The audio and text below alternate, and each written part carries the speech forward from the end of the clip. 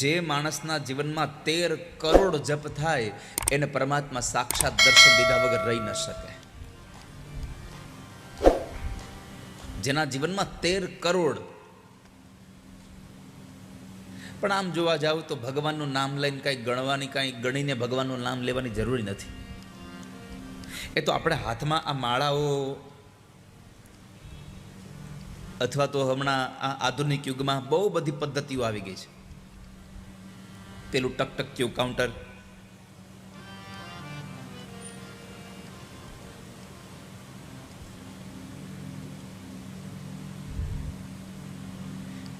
પણ કઈ ભગવાનનું નામ ગણીને લેવાનું છે? એકવાર એક મહાત્માજી ભિક્ષાવૃત્તિ માટે એક ગામડામાં એક બેનના ઘરે ગયા. બેન બરાબર ઓસરીમાં કંઈક કામ કરતા હતા આંગણામાં. મહારાજજી ગયા એટલે હજી તો ઊભા છે ત્યાં બરાબર એનો પતિ મહારાજની પાછળ પાછળ બહારથી આવે છે અને કીધું, સાંભળ્યું સાંભળ્યું, એ મને જરા પૈસા દે ને.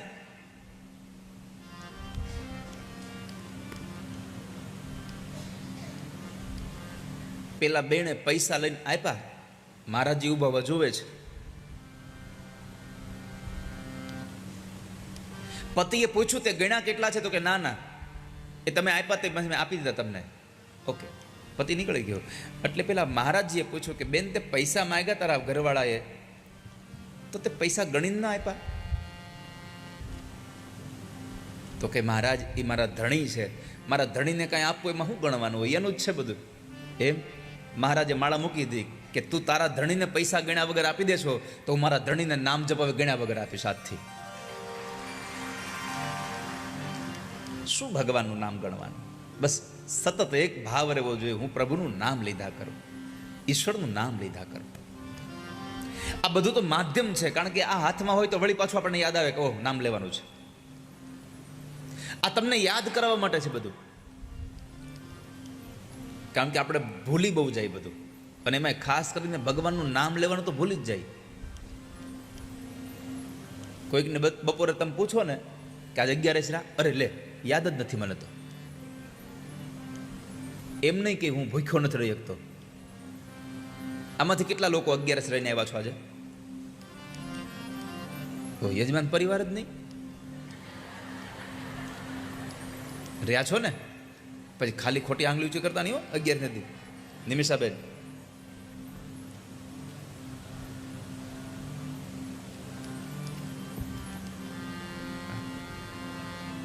એકાદશીના વ્રત કરશો તો ધન્ય બની જશો.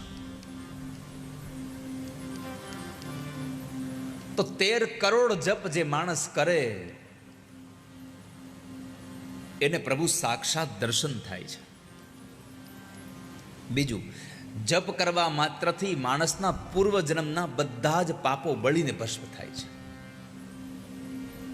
આ ભગવાન મહાદેવે પ્રચેતાઓને ઉપદેશ કર્યો છે.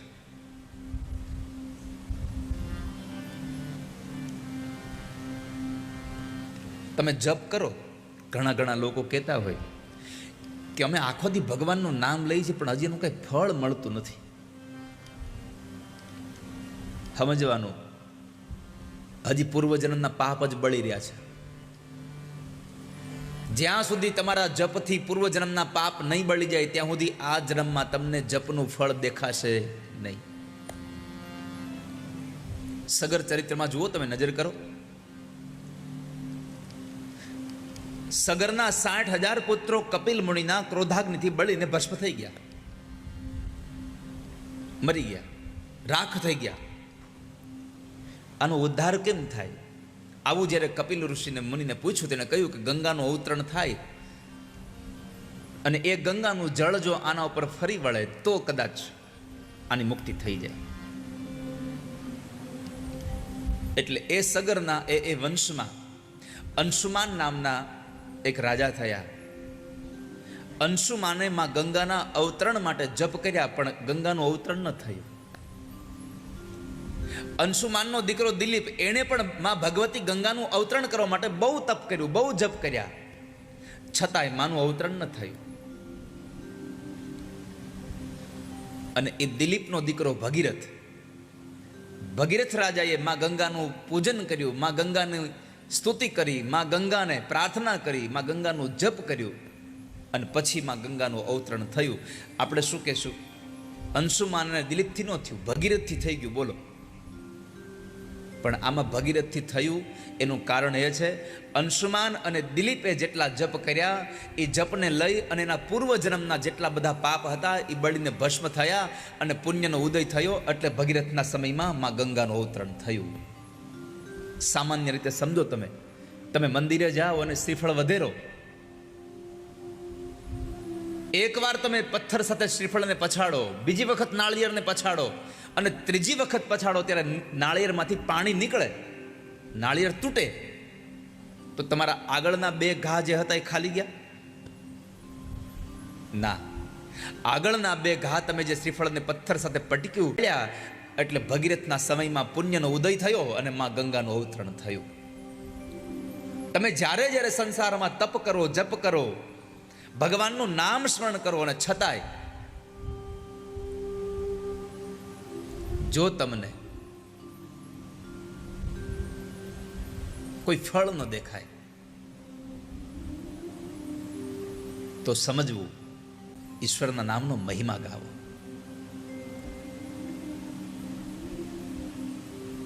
પ્રભુને સાંભળવા, પ્રભુને યાદ કરવા.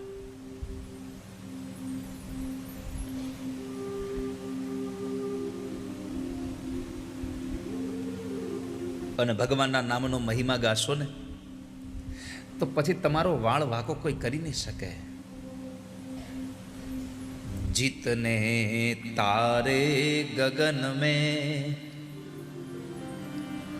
ઉતને શત્રુ હોઈ,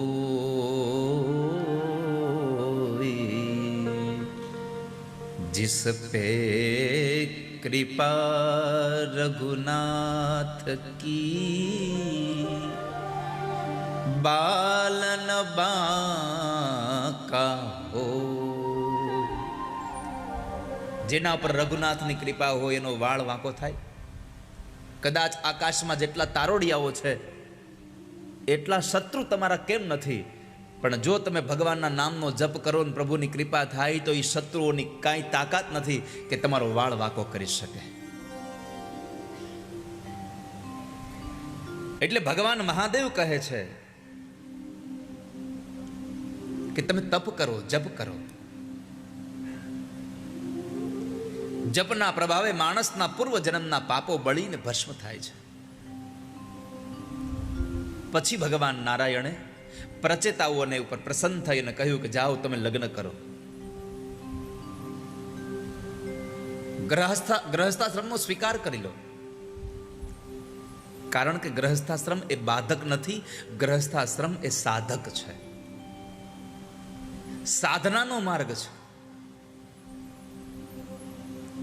બીજું કહ્યું 2 સંતાન થયા પછી સંયમ પાળજો.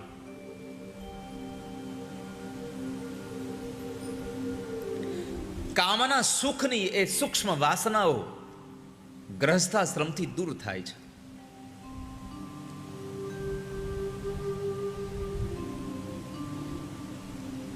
ભગવાન કહે છે તમે કામ કરો, હું તમારું રક્ષણ કરીશ.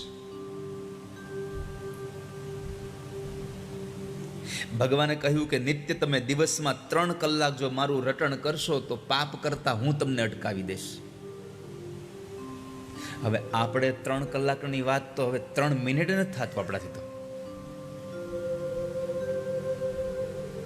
એકવાર નારદજીએ ભગવાનને કીધું પ્રભુ આ કલિકાલમાં તમારી પ્રાપ્તિ કેમ થશે?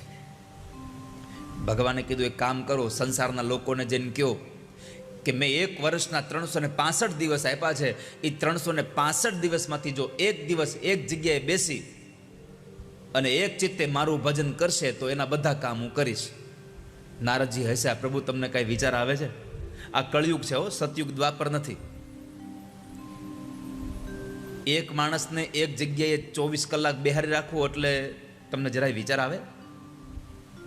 4 કલાક નથી બેસતો, 24 કલાક બેહે.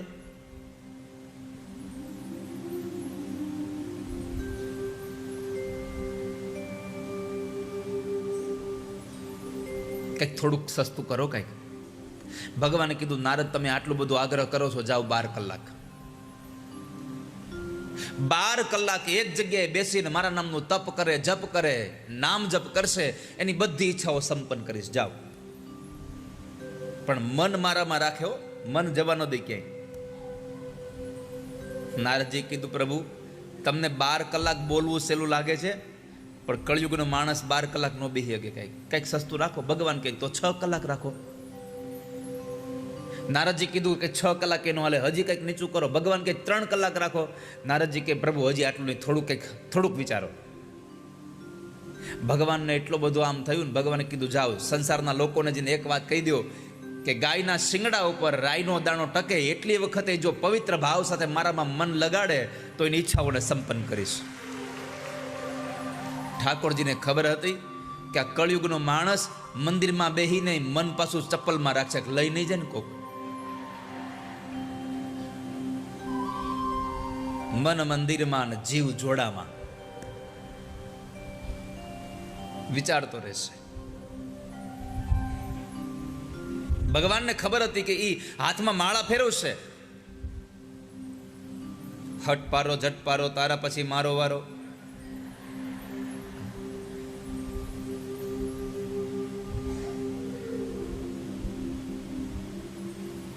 પણ મન મારામાં નહીં હોય. આ માળા હાથમાં રાખશો તો કઈ એમ કઈ ફેર નહીં પડી જાય જો ભગવાનમાં મન નહીં હોય તો. માલા બનાઈ કાષ્ટ કી बीच में डाला सूत. આ માળા તો લાકડાની છે. માલા બનાઈ કાષ્ટ કી બીચ, ફેરવા વાળો જ ભૂત હોય તો આ માળા શું કરી દે? ભગવાનમાં મન ન રાખતો હોય તો શું કરે માળા?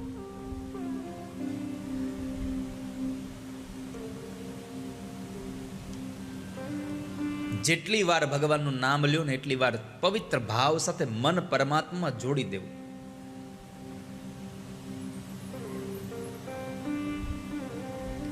ભગવાન નારાયણ કહે છે પ્રચેતાઓને કે એક આસને બેસીને 3 કલાક દિવસમાં જો કોઈ માણસ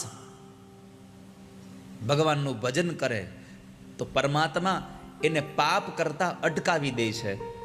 આ તમે અહીંયા 4-4 કલાક ભગવાનના નામનું ભજન કરો છો, ઠાકોરજી તમને પાપ કરતા કેમ ન અટકાવી શકે? આ તમારું 4 કલાકનું ભજન છે. ભગવાને તો 3 કલાક જ કીધા છે. તમે બધા તો કેટલા દયાળુ છો, કેટલા ઉદાર છો. 1 કલાક વધારે લટકામાં આપી લ્યો, ભગવાન લેતા જાઓ. અમારા તરફથી તમને.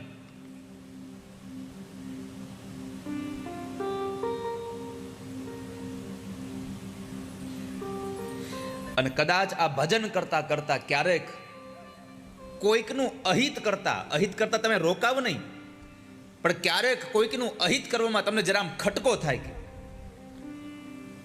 કે ન કરું તો, એ ન કરવું એવો વિચાર આવે ને છતાંય તમે કામ કરી જ નાખો તો સમજવું પ્રભુએ સાધારણ કૃપા કરી મારા ઉપર. પાપ કરતા ખટકો થયો,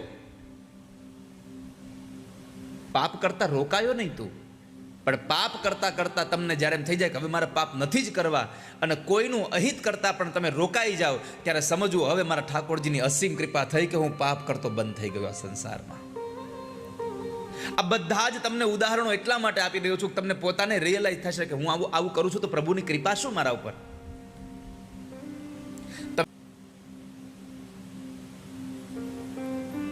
આ સંસારમાં પાપ ન કરો એનાથી મોટું પુણ્ય કોઈ નથી.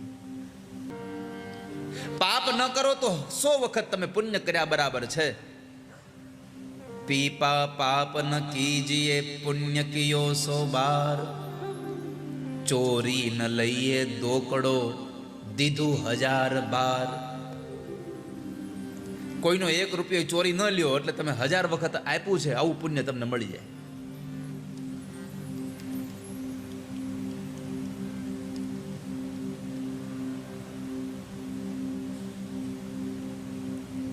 તો પ્રચેતાઓની કથા ભગવાન નારાયણ કહે છે સંસારનો સ્વીકાર કરો અને લોભ છોડજો.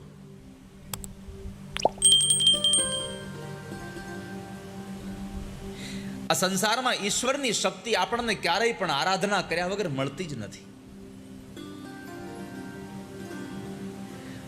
પ્રભુનું હોવાપણું તમને ત્યારે જ અનુભવ થાય કે જ્યારે તમે પરમાત્મા માટે તમે પોતે જ એને વળગી પડ્યા હો, પ્રભુની સાથે તમારી પ્રીત જોડાઈ ગઈ હોય.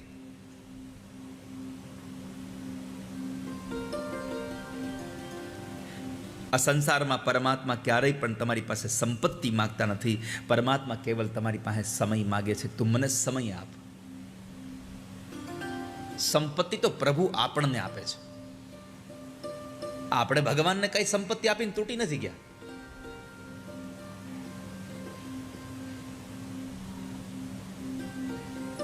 લોભને છોડજો, તમારી વૃત્તિઓને છોડી દેજો.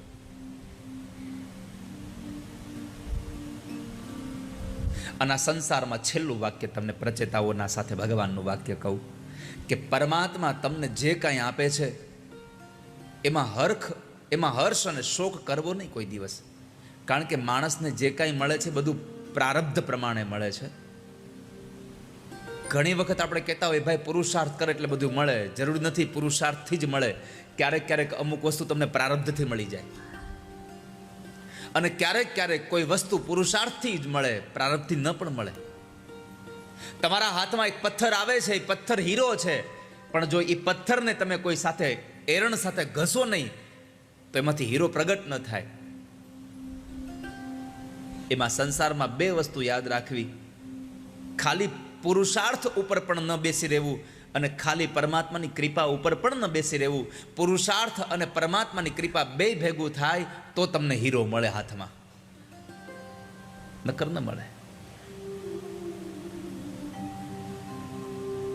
એટલે ભગવાન કહે છે આ સંસારની ચિંતા છોડીને ભગવાનનું ભજન કરશો તો તમે નહીં ધાર્યું હોય એવું ફળ ઠાકોરજી તમને આપીને ઉભા રહેશે. સંસારની સંપત્તિમાં ક્યારેય લોભાશો નહીં. તમારું મન શુદ્ધ થઈ જાય તો સમજવું પ્રભુની કૃપા થઈ અમારા ઉપર.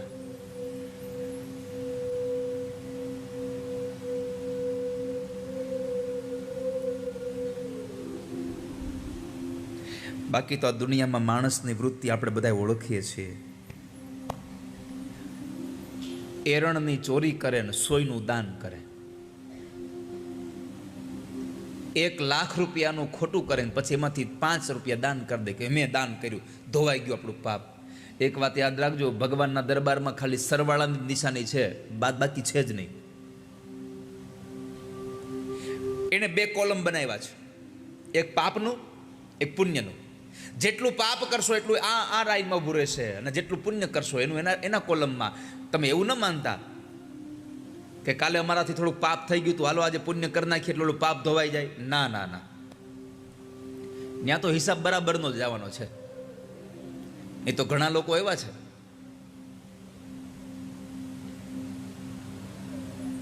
$10 પાપ કરે, 5% પુણ્ય કરે, તો કે 5% તો પાપ ધોવાઈ ગયું. ભગવાનના દરબારમાં આવું નથી થવાનું.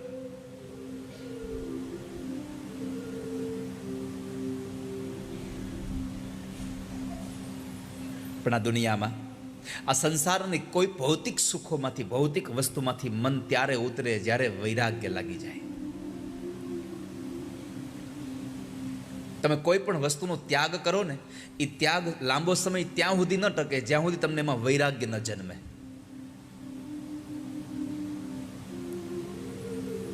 તમારે તમારા ત્યાગને ટકાવી વસ્તુમાં તમારે વૈરાગ્યને પ્રગટ કરવો પડે. ઈચ્છાઓ રહે એને તમે કેમ કાઢી શકો? તમારે વૈરાગ્ય વગર તમારો ત્યાગ નહીં ટકે.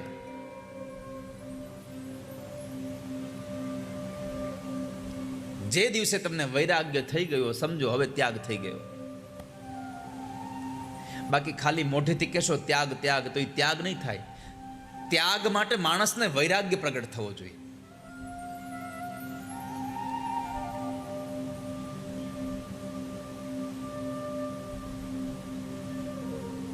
ઘણા લોકો આ વેશ ત્યાગીનો બનાવી દે. કપડાથી આમ આમ તમે જુઓ તો ત્યાગી જેવા લાગે, પણ અંદર તપાસો પછી ખબર પડે કે આના જેવો ભોગી કોઈ નથી બીજો.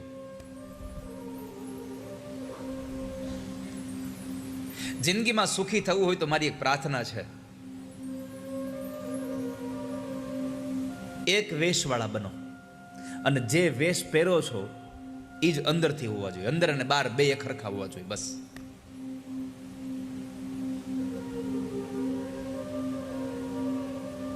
માણસ ઘર મૂકીને વનમાં વયો જાય, પણ વનમાં જઈને ઘર ન મૂકે પાછો. બન મેં જા ઘર છોડ કે બન મેં બાસ કિયો, મન વાસના કો ત્યાગ કિયો ही नहीं. ઘણા લોકો ખાલી વ્યસન મૂકી દે તો આખા ગામને કહેતા હોય મેં મૂકી દીધું વ્યસન. મૂકી દીધું હોય એને યાદ જ ન કરવાનું હોય. પહેલી વાત તો એ છે, જે વસ્તુ તમે છોડી છે એને કોઈ દી યાદ જ ન કરવાની હોય.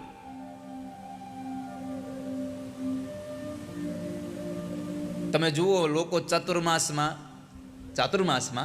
લોકો રીંગણા ન ખાય, આખા ગામને કહેતા હું ચાતુર્માસમાં રીંગણા નથી ખાતો.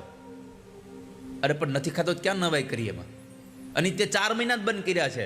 જેવો ચાતુર્માસ પૂરો થાય એટલે બીજે દી હવારમાં ઉપાડવાનું ચાલુ કરીશ પાછો. તમે જે વસ્તુ છોડી રહ્યા છો એને ભૂલી જાઓ, એને છોડી દો. પછી એમાં મોહ ન થવો જોઈએ.